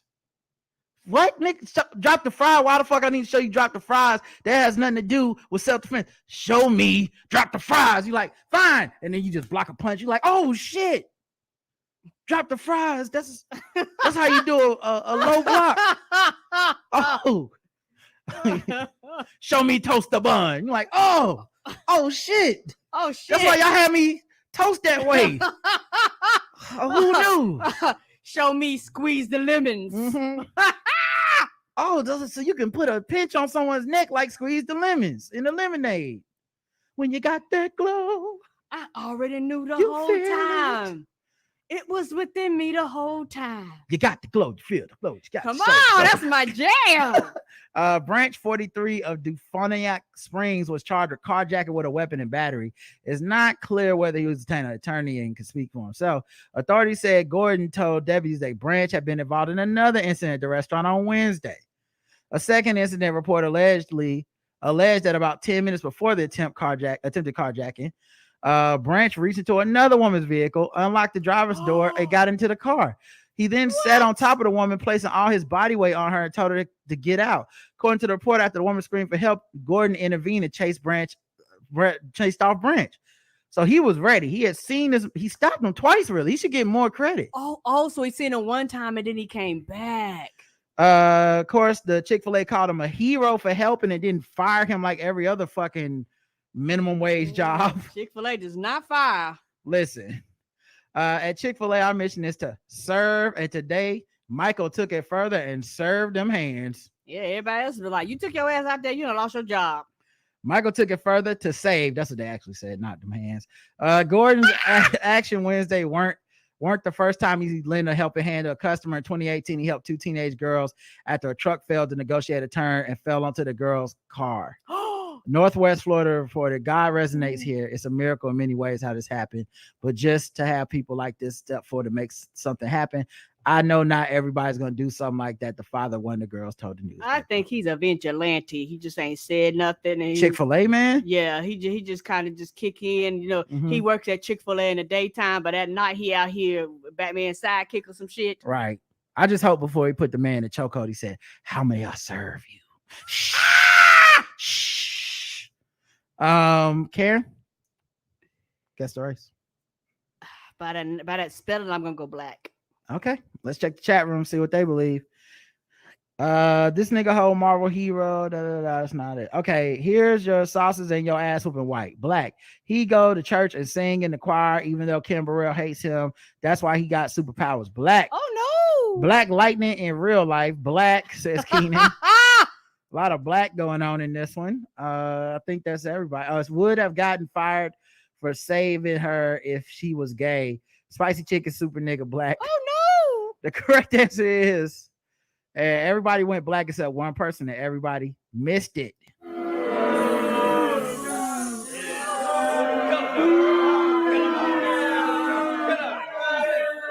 This man is whiter than a $2 bill. With a name spelled like that? Yep.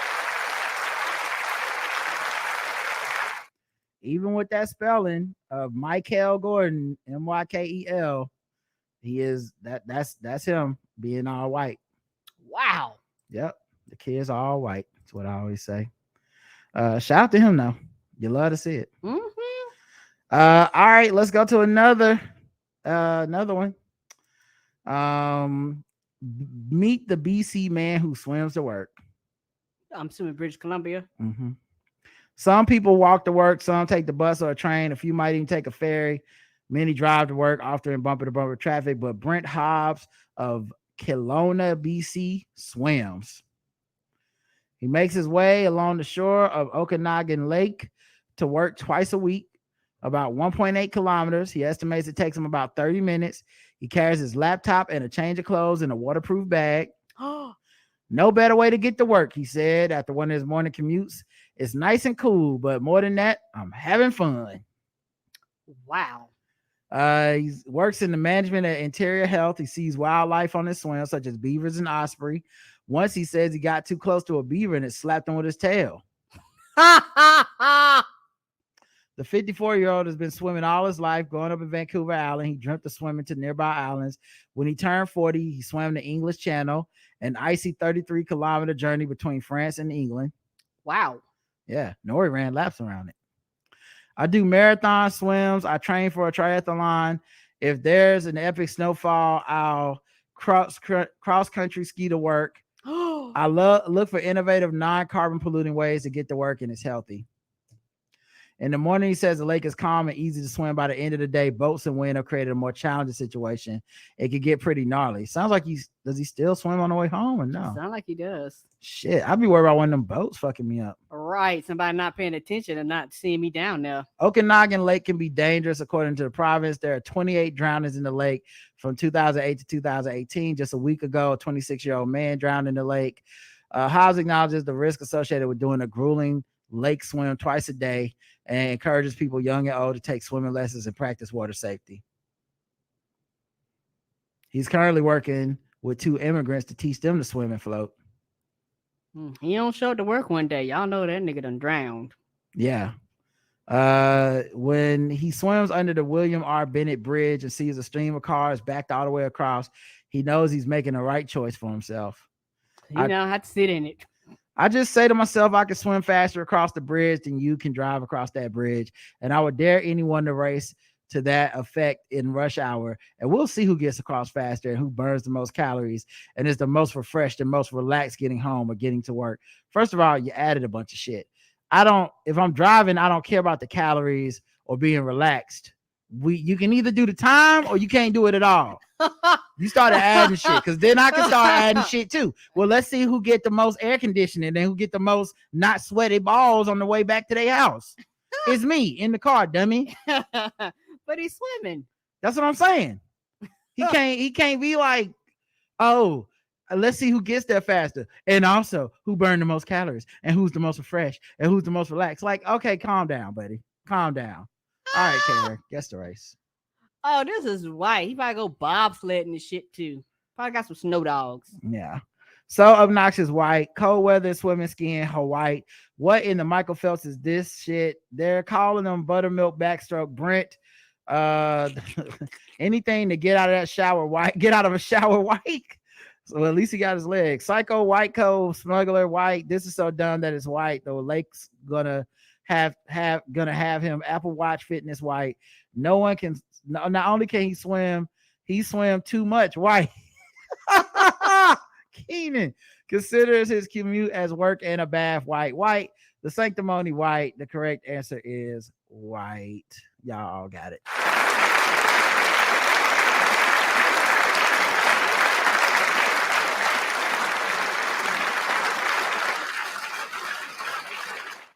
I just want to imagine what his first hour at work is like. Like, if my first hour at work is some bullshit, I can't imagine what his first hour at work is like. I used to get to work, check my checkbook and all this type of shit. Mm-hmm. You know, this dude gets to work. I'd be tired as fuck that first hour. I'd need a nap. They like, don't do no doing that shit for years. No 8 o'clock meetings for Brent. He gonna fall asleep on y'all ass. Brent probably leave the house at 6. You know, Brent probably get there an hour early. Right. But the first hour was a nap. He just fucking swam across a lake. Swimming is one of the best tiring exercises you can do. All right, bonus round. What time is it? Karen is 1-1. It's time to guess the race. It's time to guess the race. It's time to guess the race. It's time to guess the race. All right, Karen, it's 1-1. Let's see how she finishes. An aspiring rapper who brags about guns in his music and has a prior weapons conviction was arrested and ordered held without bail after he left a retrofitted machine gun in an Uber. Oh, not the retrofitted. Isaiah Dukes, whose stage name is Lil Zay Osama. Oh no! Took the Uber with friends from a Manhattan hotel to a recording studio in Queens. The Uber driver noticed that Dukes was holding a firearm. Oh God. Imagine being an Uber driver. Oh, that would scare the shit out of me. Right. And that after he was dropped off, he left the weapon in the car. Prosecutors allege in court papers seeking to have Dukes held without bail. The driver called the police to report the gun, was left behind, and later helped identify Dukes. The gun Dukes was carrying was a Glock 22 40 caliber pistol that had a switch device enabling it to rapid fire. And Dukes was well aware about what a switch device was, since his song lyrics from 2021 songs say, "Hey, I got a brand new Glock with a 50 and a switch." I mean, you can't use that against him in the court of law. That's just wrong. That's crazy. That wouldn't be right. He know more than me. I be like, switch what? Switch bullets. Every day, a different Glock. Duke's lyrics say, "Pussy boy, know how I play. I hope this song right here don't get in the hands of the feds." What? You know what? I think that woman was right. Whatever that woman was that was like, no, you know what? I agree with that woman. I forgot. We covered that woman a long time ago. I agree with that woman. Talking about the DA of Georgia. Stop it right now. This is stupid.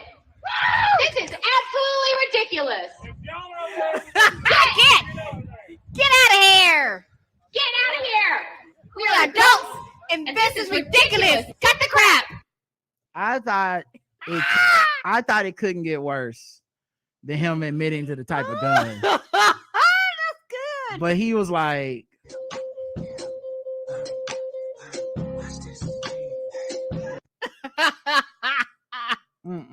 no, he did not.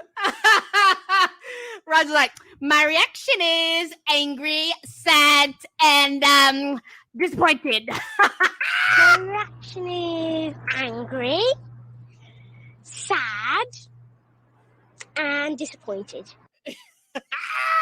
What a on goal. Come on, on goal. Come on. I'm supposed to feel sorry for that bitch. I don't.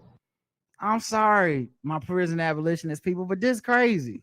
I can't have you back on this one. Let the weed people out, but put this nigga in. What? What? I hope this song right here don't get in the hand of the feds, he said before he clicked upload and send to the internet. Dukes is also featured in music videos on YouTube flaunting guns. Oh no! Including still frames from videos. A 25-year-old Chicago-born rapper has a criminal history, including a prior weapons possession conviction in Illinois, and has 2 outstanding arrest warrants. Prosecutors allege, arguing he's both a flight risk and a danger to the community. He's checking on the boxes. The crimes charged in this case are extremely serious and confirmed that Dukes is a danger to the community. Brooklyn Assistant U.S. Attorney Rebecca Schuman told the court, wrote in the court papers, for one, Dukes possesses a particularly deadly weapon that has been converted from a handgun capable of shooting just one bullet each time the trigger is squeezed to having the capacity to fire until the trigger is lifted. Schuman added that even though Dukes has multiple prior arrests and weapons possession conviction, he has not been deterred from such conduct. Dukes is charged with possession of a machine gun and being a felon in possession of a firearm. Because he can shoot multiple rounds. He faces up to 20 years in prison if convicted. He has been ordered to be held without bail, which is it sounds, I don't know if it's rare, but a lot of these cases, you don't see that anymore in New York, where like they try to have like no cash bail. But this was so egregious, they was like, no. All right, Karen, guess the race. Oh, black. Karen's going black on this one. Sounds like some stupid ass white shit, but niggas be crazy. So black because they throw the book at us. Rap snitches telling all their business come up in the court and they be on Star Witness. Black says Trey. This nigga says June. Drug dealers still kill more black people than this Negro, says Joe. Nigga shit. YSL, young self-incrimination. Oh Really, nigga? Black. I know he got them medium dreads. Black. His Glock got him clock. Stupid ass nigga black. The correct answer is black.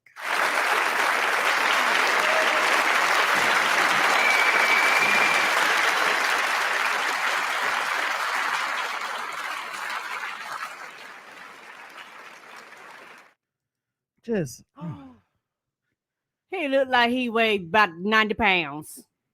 Yeah, I'm just looking at him. I can hear his music. I haven't heard his music, but I feel like I can hear his music just looking at the fucking cover of is that the gun right there? It's one of them. I don't know him like that. I don't know much about guns. Oh, me either. And he's pretty big. I mean, 10 million, 14 million plays on some of this. Mm-hmm. Fuck My Cousin Part 2 with Lil Durk. Fuck My Cousin. I know Lil Durk is big. 61st to 64th. Changed up. Glah. Like he got the name of the songs. Yeah, that's the name of one of the songs. Oh. Yeah. It's only 2 minutes.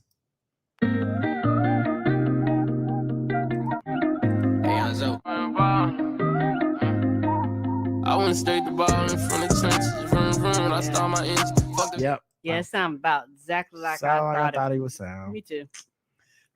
Well, good luck in the court case, homie. Good luck to you all. At least he didn't hurt anybody. Agreed. Just had a gun. Maybe he can use the Supreme Court ruling as a proof that maybe he'll be talking to Clarence Thomas soon, where he's like, "Hey, you said we could have guns." Who knows?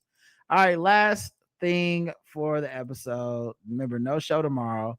Tuesday we got jail COVID. Sword ratchetness. Yay!